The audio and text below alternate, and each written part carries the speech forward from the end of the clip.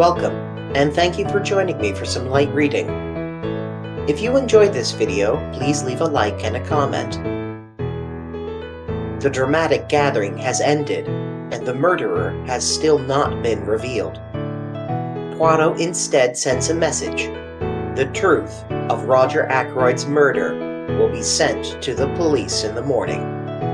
Rather anticlimactic. I'm sure everyone was anxious to hear how Poirot solved the crime, but only a partial answer was given. But that was merely a false climax. These are the final chapters, the finale of the murder of Roger Ackroyd.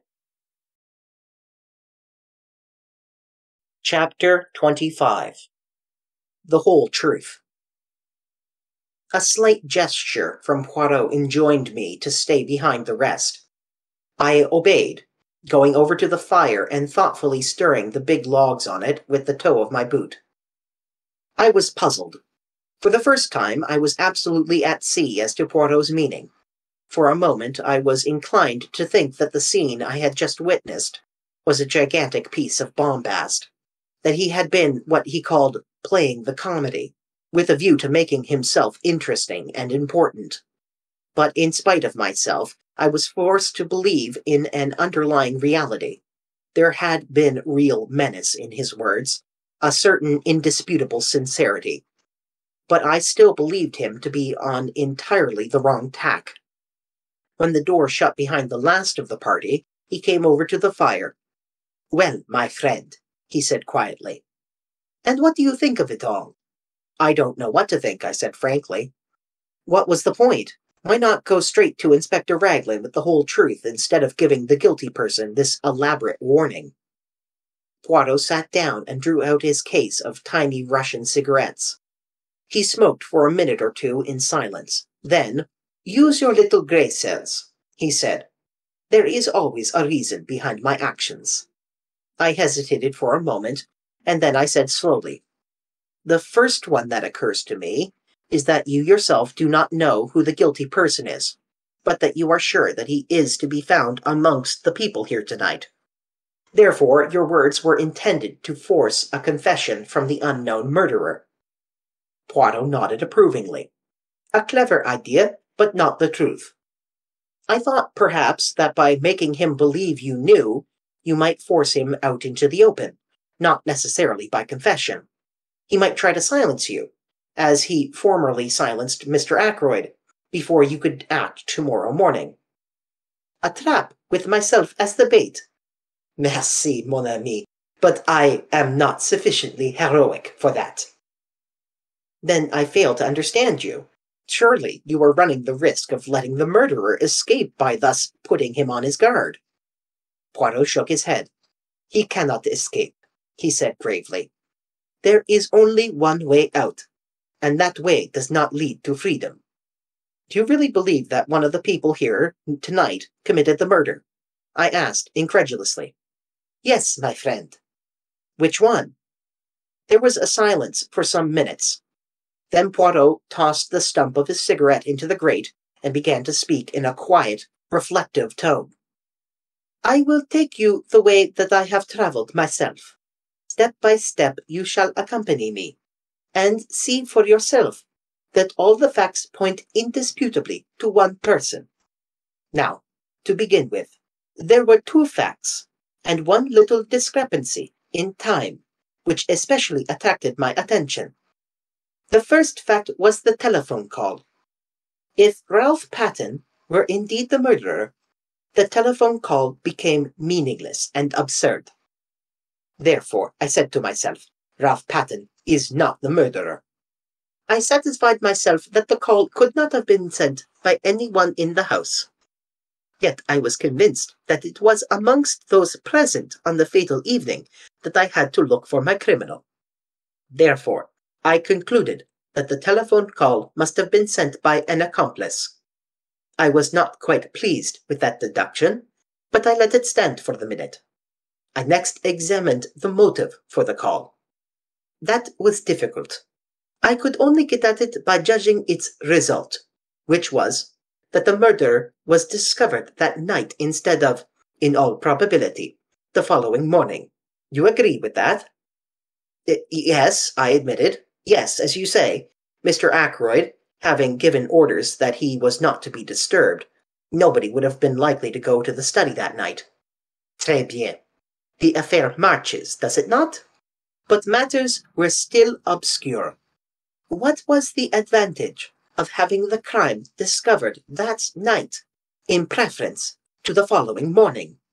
The only idea I could get hold of was that the murderer, knowing the crime was to be discovered at a certain time, could make sure of being present when the door was broken in, or, at any rate, immediately afterwards.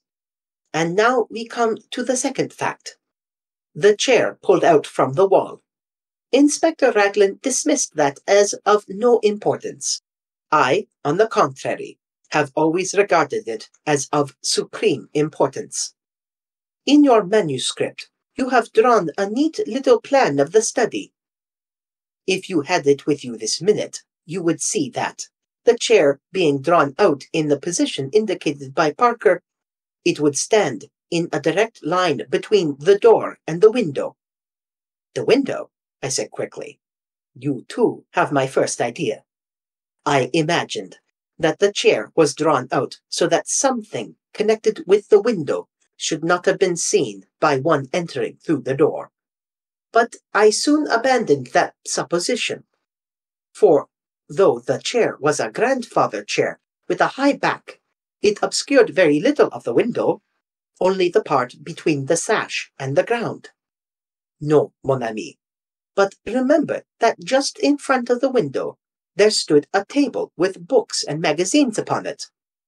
Now that table was completely hidden by the drawn-out chair, and immediately I had my first shadowy suspicions of the truth, supposing that there had been something on that table not intended to be seen. Something placed there by the murderer. As yet I had no inkling of what that something might be, but I knew certain very interesting facts about it. For instance, it was something that the murderer had not been able to take away with him at the time that he committed the murder. At the same time, it was vital that it should be removed as soon as possible after the crime had been discovered. And so, the telephone message, and the opportunity for the murderer to be on the spot when the body was discovered. Now, 4 people were on the scene before the police arrived. Yourself, Parker, Major Blunt, and Raymond. Parker I eliminated at once, since at whatever time the crime was discovered, he was the one person certain to be on the spot. Also, it was he who told me of the pulled-out chair. Parker, then, was cleared. Of murder, that is. I still thought it possible that he had been blackmailing Mrs. Ferrers. Raymond and Blunt, however, remained under suspicion, since, if the crime had been discovered in the early hours of the morning, it was quite possible that they might have arrived on the scene too late to prevent the object on the round table being discovered. Now, what was that object? You heard my arguments tonight in reference to the scrap of conversation overheard. As soon as I learned that a representative of a dictaphone company had called, the idea of a dictaphone took root in my mind. You heard what I said in this room not half an hour ago. They all agreed with my theory, but one vital fact seems to have escaped them. Granted that a dictaphone was being used by Mr. Ackroyd that night, why was no dictaphone found? I never thought of that, I said. We know that a dictaphone was supplied to Mr. Ackroyd, but no dictaphone has been found among his effects. So, if something was taken from that table, why should not that something be the dictaphone? But there were certain difficulties in the way. The attention of everyone was, of course, focused on the murdered man. I think anyone could have gone to the table unnoticed by the other people in the room. But a dictaphone has certain bulk. It cannot be slipped casually into a pocket. There must have been a receptacle of some kind capable of holding it. You see where I am arriving? The figure of the murderer is taking shape. A person who was on the scene straight away, but who might not have been if the crime had been discovered the following morning. A person carrying a receptacle into which the dictaphone might be fitted. I interrupted. But why remove the dictaphone? What was the point? You are like Monsieur Raymond. You take it for granted that what was heard at 9:30 was Monsieur Ackroyd's voice speaking into a dictaphone. But consider this useful invention for a little minute. You dictate into it, do you not? And at some later time, a secretary or a typist turns it on, and the voice speaks again. You mean, I gasped. Poirot nodded. Yes, I mean that. At 9:30, Monsieur Ackroyd was already dead. It was the dictaphone speaking, not the man. And the murderer switched it on. Then he must have been in the room at that minute. Possibly. But we must not exclude the likelihood of some mechanical device having been applied, something after the nature of a time lock, or even of a simple alarm clock. But in that case, we must add 2 qualifications to our imaginary portrait of the murderer. It must be someone who knew of Mr. Ackroyd's purchase of the dictaphone, and also someone with the necessary mechanical knowledge. I had got thus far in my own mind when we came to the footprints on the window ledge. Here there were 3 conclusions open to me. 1. They might really have been made by Ralph Patten. He had been at Fernley that night, and might have climbed into the study and found his uncle dead there. That was one hypothesis. 2. There was the possibility that the footmarks might have been made by somebody else, who happened to have the same kind of studs in his shoes. But the inmates of the house had shoes soled with crepe rubber, and I declined to believe in the coincidence of someone from outside having the same kind of shoes as Ralph Patten wore. Charles Kent, as we know from the barmaid of the Dog and Whistle, had on a pair of boots clean dropping off him. 3. Those prints were made by someone deliberately trying to throw suspicion on Ralph Patten. To test this last conclusion, it was necessary to ascertain certain facts. 1 pair of Ralph's shoes had been obtained from the 3 Boars by the police. Neither Ralph nor anyone else could have worn them that evening, since they were downstairs being cleaned. According to the police theory, Ralph was wearing another pair of the same kind. I found out that it was true that he had 2 pairs. Now, for my theory to be proved correct, it was necessary for the murderer to have worn Ralph's shoes that evening, in which case Ralph must have been wearing yet a 3rd pair of footwear of some kind. I could hardly suppose that he would bring 3 pairs of shoes alike. The 3rd pair of footwear were more likely to be boots. I got your sister to make inquiries on this point, laying some stress on the color, in order, I admit it frankly, to obscure the real reason for my asking. You know the result of her investigations. Ralph Patten had a pair of boots with him. The first question I asked him when he came to my house yesterday morning was what he was wearing on his feet on the fatal night. He replied at once that he had worn boots. He was still wearing them, in fact, having nothing else to put on. So, we get a step further in our description of the murderer. A person who had the opportunity to take these shoes of Ralph Patten's from the 3 Boars that day. He paused and then said, with a slightly raised voice, There is one further point.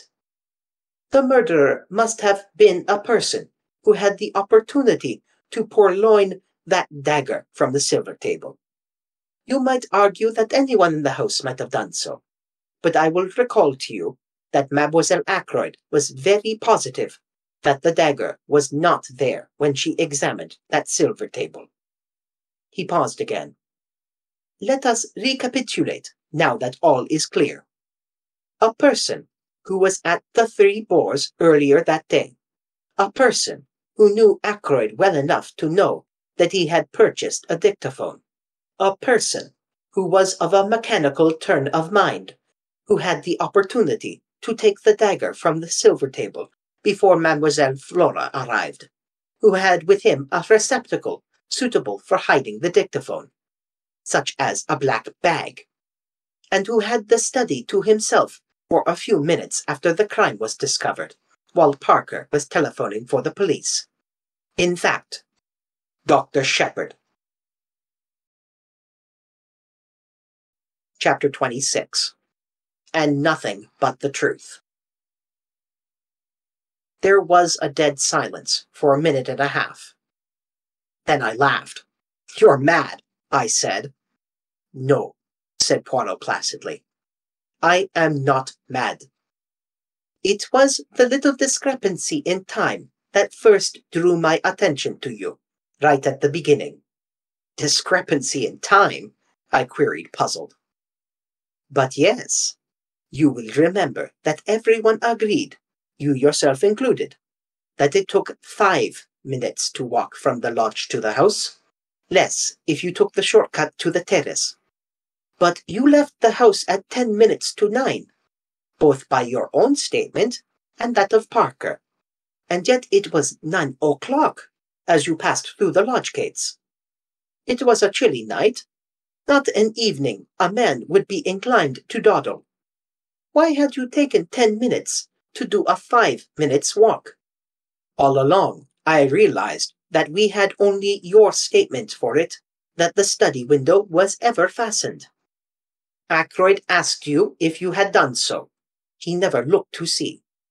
Supposing, then, that the study window was unfastened, would there be time in that 10 minutes for you to round the outside of the house, change your shoes, climb in through the window, kill Ackroyd, and get to the gate by 9 o'clock? I decided against that theory, since, in all probability, a man as nervous as Ackroyd was that night would hear you climbing in, and then there would have been a struggle. But supposing that you killed Ackroyd before you left, as you were standing beside his chair, then you go out the front door, run round to the summer house, take Ralph Patton's shoes out of the bag you brought up with you that night, slip them on, walk through the mud in them, and leave prints on the window ledge. You climb in, lock the study door on the inside, run back to the summer house, change back into your own shoes, and race down to the gate. I went through similar actions the other day when you were with Madame Ackroyd. It took 10 minutes exactly. Then home and an alibi, since you had timed the dictaphone for 9:30. "My dear Poirot," I said in a voice that sounded strange and forced to my own ears, "you have been brooding over this case too long. What on earth had I to gain by murdering Ackroyd?" "Safety. It was you who blackmailed Mrs. Ferrers. Who could have had a better knowledge of what killed Monsieur Ferrers than the doctor who was attending him? When you spoke to me that first day in the garden, you mentioned a legacy received about a year ago. I have been unable to discover any trace of a legacy.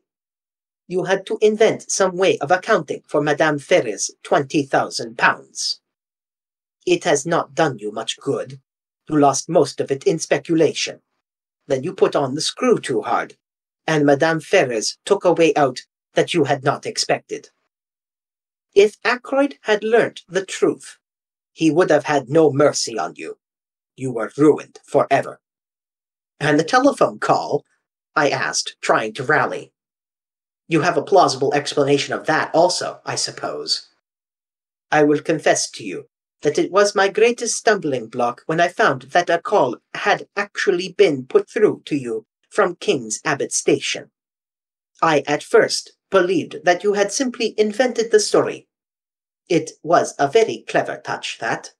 You must have had some excuse for arriving at Fernley, finding the body, and so getting the chance to remove the dictaphone on which your alibi depended.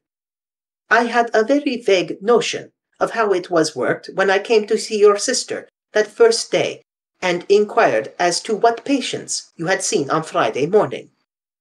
I had no thought of Miss Russell in my mind at that time. Her visit was a lucky coincidence, since it distracted your mind from the real object of my questions. I found what I was looking for. Among your patients that morning was the steward of an American liner. Who, more suitable than he, to be leaving for Liverpool by the train that evening? And afterwards, he would be on the high seas, well out of the way.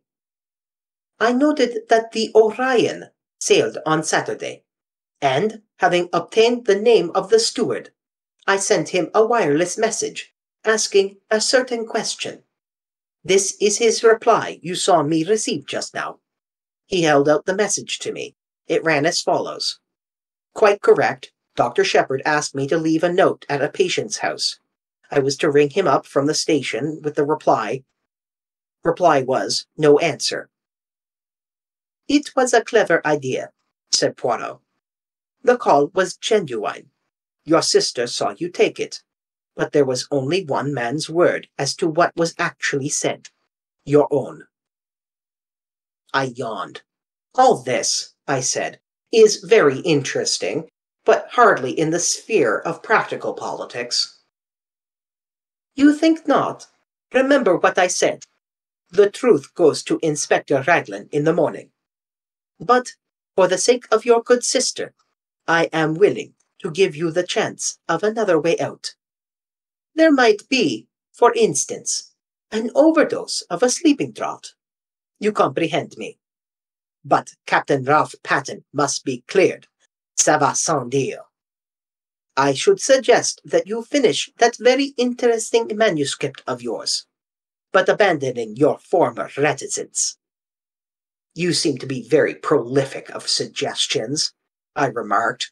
Are you sure you've quite finished? Now that you remind me of the fact, it is true that there is one more thing.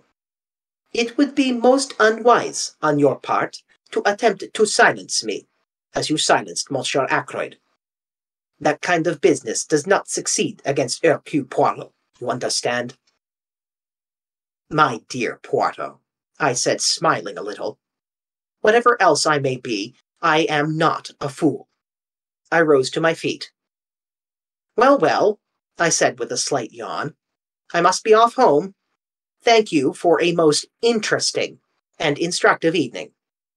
Poirot also rose and bowed with his accustomed politeness as I passed out of the room. Chapter 27. Apologia. 5 a.m.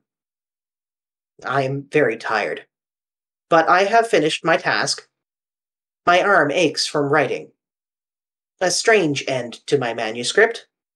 I meant it to be published some day as the history of one of Poirot's failures. Odd how things pan out. All along, I've had a premonition of disaster. From the moment I saw Ralph Patten and Mrs. Ferrars with their heads together, I thought then that she was confiding in him.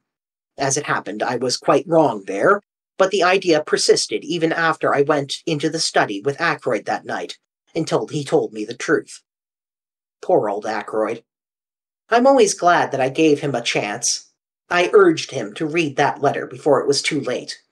Or, let me be honest, didn't I subconsciously realize that with a pig-headed chap like him, it was my best chance of getting him not to read it? His nervousness that night was interesting psychologically. He knew danger was close at hand, and yet he never suspected me. The dagger was an afterthought. I'd brought up a very handy little weapon of my own, but when I saw the dagger lying in the silver table, it occurred to me at once how much better it would be to use a weapon that couldn't be traced to me. I suppose I must have meant to murder him all along. As soon as I heard of Mrs. Ferrars' death, I felt convinced that she would have told him everything before she died. When I met him, and he seemed so agitated, I thought that perhaps he knew the truth, but that he couldn't bring himself to believe it and was going to give me the chance of refuting it. So I went home and took my precautions. If the trouble were, after all, only something to do with Ralph, well, no harm would have been done. The dictaphone he had given me 2 days before to adjust. Something had gone a little wrong with it, and I persuaded him to let me have a go at it, instead of sending it back. I did what I wanted to it, and I took it up with me in my bag that evening. I'm rather pleased with myself as a writer. What could be neater, for instance, than the following? The letters were brought in at 20 minutes to 9. It was just on 10 minutes to 9 when I left him. The letter still unread. I hesitated with my hand on the door handle, looking back and wondering if there was anything I had left undone. All true, you see. But suppose I had put a row of stars after the first sentence. Would somebody then have wondered what exactly happened in that blank 10 minutes? When I looked round the room from the door, I was quite satisfied. Nothing had been left undone. The dictaphone was on the table by the window, timed to go off at 9:30. The mechanism of that little device was rather clever, based on the principle of an alarm clock. And the armchair was pulled out so as to hide it from the door. I must admit that it gave me rather a shock to run into Parker just outside the door. I have faithfully recorded that fact. Then, later, when the body was discovered and I had sent Parker to telephone for the police, what a judicious use of words! I did what little had to be done. It was quite little, just to shove the dictaphone into my bag and push back the chair against the wall in its proper place. I never dreamed that Parker would have noticed that chair. Logically, he ought to have been so agog over the body as to be blind to everything else. But I hadn't reckoned with the trained servant complex. I wish I could have known beforehand that Flora was going to say she had seen her uncle alive at 9:45. That puzzled me more than I can say. In fact, all through the case there have been things that puzzled me hopelessly. Every one seems to have taken a hand. My greatest fear all through has been Caroline. I have fancied she might guess. Curious, the way she spoke that day of my strain of weakness. Well, she will never know the truth. There is, as Poirot said, one way out. I can trust him. He and Inspector Raglan will manage it between them. I should not like Caroline to know. She is fond of me, and then, too, she is proud.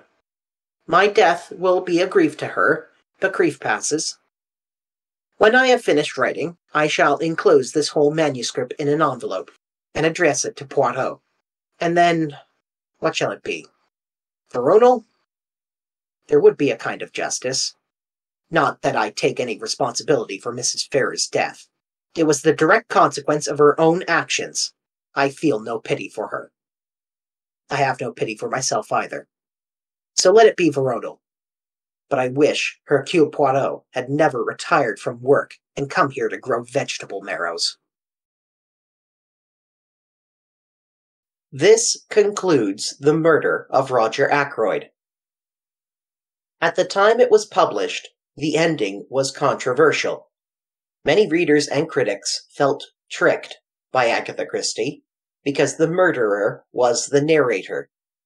James Shepherd is an unreliable narrator, but strictly only through lies by omission. But the reader is shown that he is unreliable early in the novel, when Shepherd, in Chapter 7, is begrudgingly forced by Flora to admit he secretly visited the 3 boars after Ackroyd was murdered, something not recorded in the preceding chapters. None of the information presented to the reader is ever false. And by the end of Chapter 6, the reader has enough facts to make Dr. Shepherd the prime suspect. The most parsimonious theory was always that Roger was killed to hide the blackmail. Other motives were possible, but then the blackmail and the murder would be unrelated coincidences, which would require more causes to explain all the facts. Dr. Shepherd was a top suspect for blackmailing Mrs. Ferrers, even pointing out himself how similar Ashley Ferrers' death was to arsenic poisoning, and that it was his secret belief he didn't want to acknowledge. The blackmailer's goal, however, was not murder, but avoiding liability for blackmail. Not knowing who Mrs. Ferrers confided in, they were prepared to murder, but only to destroy any evidence of their blackmail. The blackmailer would know that that letter from Mrs. Ferrers could reveal their secret, and it would be safer to destroy it themselves. Ackroyd only needed to die if the letter reached him.